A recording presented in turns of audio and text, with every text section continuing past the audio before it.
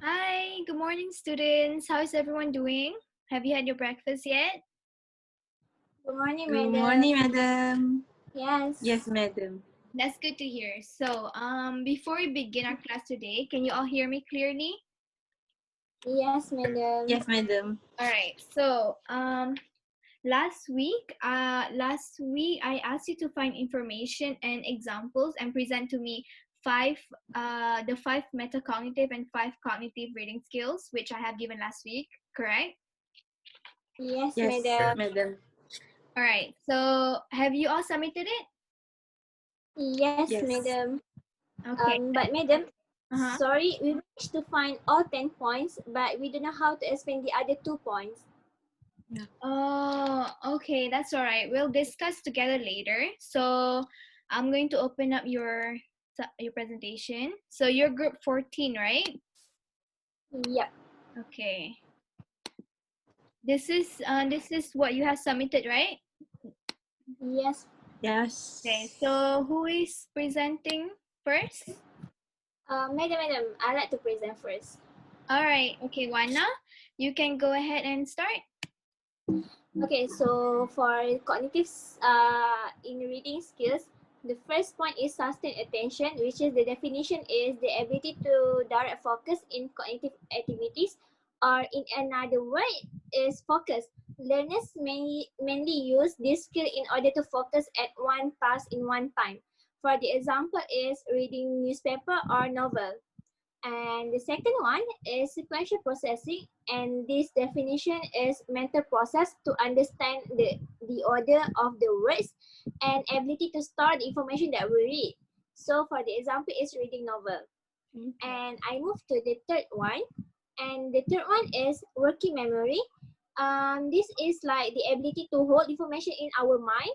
For example, when someone gives us the address of their house, our mind will automatically imagine the direction from what we read.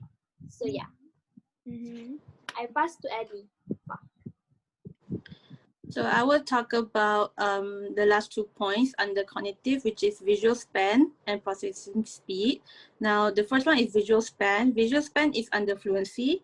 So the definition of visual span is the number of letters that can be recognized accurately without eye movements, where it is like the amount of information you can take in a single glance. It refers to the range of letters formatted as in text that can be recognized reliably without moving the eyes. Like for example, when you're reading any material, you're taking in like several words at a time to enable reading to be faster and more fluent. The last one is processing speed. This one is also under fluency. It refers to a pace which you are able to perceive information, either visual or auditory, make sense of the information, and then respond. So when someone says something to you, the amount of time you take to process the information and respond, that is processing speed. So the faster the brain can process the visual stimuli that appear on the page, the more likely the reader can combine them into meaningful groups like words or phrases. So for example, when someone say the words house, a child with slow processing speed might not immediately know what the letters said. So that is from us. Okay, so that's the cognitive skills. Okay, so for metacognitive, Magad, you can continue. So for me, I have chosen 5 metacognitive reading skills. The first one is preview the text and makes prediction. So previewing starts when the reader receives information that is related to the story using the heading and pictures. After previewing, students predict the content of the story by activating concepts and background knowledge of their own life experience. So for example, when a reader receives a book about horror, they will preview it by looking at the pictures or the title on the cover. And usually a horror book, the theme should be dark, or the pictures contain scary pictures such as a woman with a long hair. So once they have done this, they can instantly predict that, this is a book about horror. Okay, so the next point is make connection to personal experience or other texts. So strategic reading allows students to monitor their own thinking and make connections between text and their own experiences. Students who make connections while reading are able to understand the text they are reading better. So there are three different kinds of connections, which are text to self, text to text, and text to word. So the first one is text to self connections are personal connections that a reader makes between a reading material and the reader's own experiences or life. An example would be when a reader says, this story reminds me of a vacation we took to Spain. So the next one is text-to-text connection. This connection happens when readers are reminded of other things that they have read, other books, other stories. An example would be when a reader says, this character has the same problem that I read about in a story last year. So the reader is actually relating the text that they are reading with another text that they have read before. So this is called text-to-text connection. And the last one is text-to-word. Text-to-word connections are the larger connections that a reader takes to a reading situation. So we learn about things through television, movies, newspapers, and magazines. So an example would be when a reader says, I saw a program on television that talked about things in this story. So here the reader is actually relating the text that they are reading with a program on television that they have watched. So this is actually called a text-to-word connection because the reader is relating to a program on television. Okay, so the third point is identify difficult sentences or passages. A good reader monitors their comprehension frequently and takes steps to correct situations when they fail to comprehend or understand. These steps are called fix-up strategies. An example of these strategies, first, reread a text because a reader might misread a word or left out a word that contains the meaning of the text.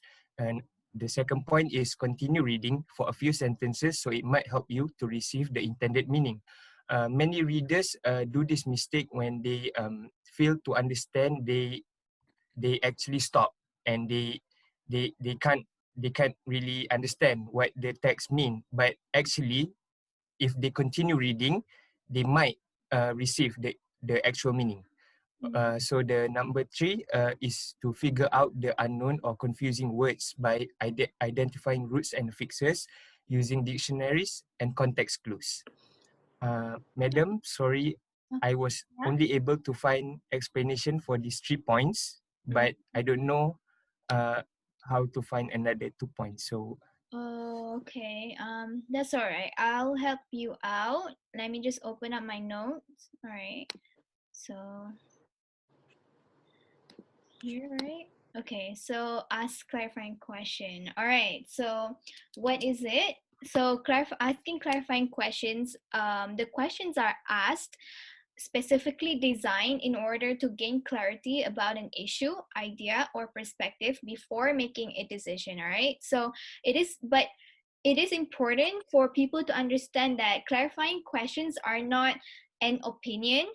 So, meaning that it's only can be a simple request for additional information. Clarifying question can also be known as other terms such as mentoring, coaching, and many more, in which it has a different meaning, but it is still related.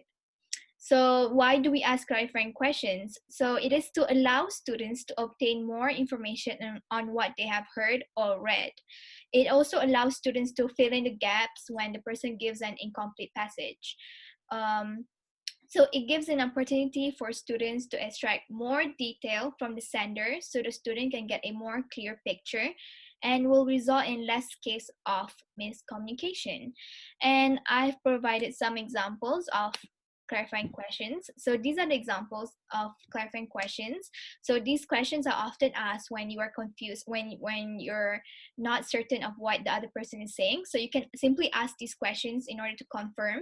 So what do you mean by something something? Could you please elaborate on that? Tell me more about. So these are the examples. All right. So I'm going to read out a sentence, and I want I want each of you to give me one clarifying question from the sample. Is that okay with everyone? All right, Okay. so Yes. listen carefully. So the sample is starting from the 30th of November. All students are to wear face masks in class.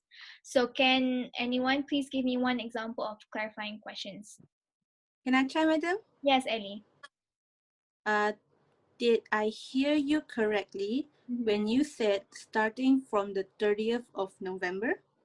Yes, Is that okay. correct? Yes, Ellie, that's correct. So you want to make sure that you got the dates correct, right? So Yeah. yes, that's correct. So anyone else would like to try? Me. Okay, Wana. Okay. Did I hear you say that we need to wear face mask in class? Yes, okay, that's also correct. Good job. All right. Okay, so for that one, you want to clarify again on what you are instructed to do in class, right? Okay, so and the last one, Magat, you want to give it a try? Just Could you any? please elaborate on that, please? Okay, yeah, that's also a good question. So you want to know more about why do we have to wear mask or those kind of things. So yes, good job everyone. So I can see that you guys understand. So moving on to the fifth point. All right. So restating in your own word. So what do you mean by restating in your own word? By restating a text in your own word, you are basically paraphrasing and summarizing the text. So a paraphrase precisely expressed in your own words the written or spoken word of someone else. So you have to change the words of the original text into your own word. And meanwhile, summarizing means quickly going over the main ideas and turning it into a shorter version than the original idea. So why do we do this? We do this because by putting it into our own words, it can help to clarify the message and making it more relevant to you in order to deepen your understanding of the text. So by paraphrasing and summarizing the text, it will also allow you to focus on the key informations that you need. So this way you can process the text more faster. All right, for this one, I'm going to give you an example. So for example, um, okay, for example, I'm sure everyone has read the fairy tale Cinderella. If I were to ask you what the fairy tale is about, you wouldn't restate every sentence you read in the book word by word, right? So instead, you would rephrase it and summarize key points about what had happened in the book, as that is a much faster process, and I will be able to get an overall idea of what the book is about. So this is how you could paraphrase any text or anything you have read. So how to paraphrase these texts? So first you read and make notes. You have to make sure first you understand the text. So you need to know what it is about and how you can change it into your own word, and find different terms. After you finish for example, highlighting all the important keywords, you have to find your own terms of the keywords but in your own word. And the third one is put text into your own words. So this is where you transfer the whole text into um, your own words. And lastly, to check your own work, meaning you have to check if it still has the same meaning. Because remember, I said it may sound different, but it's still related. All right. So you cannot change the meaning of the sentence.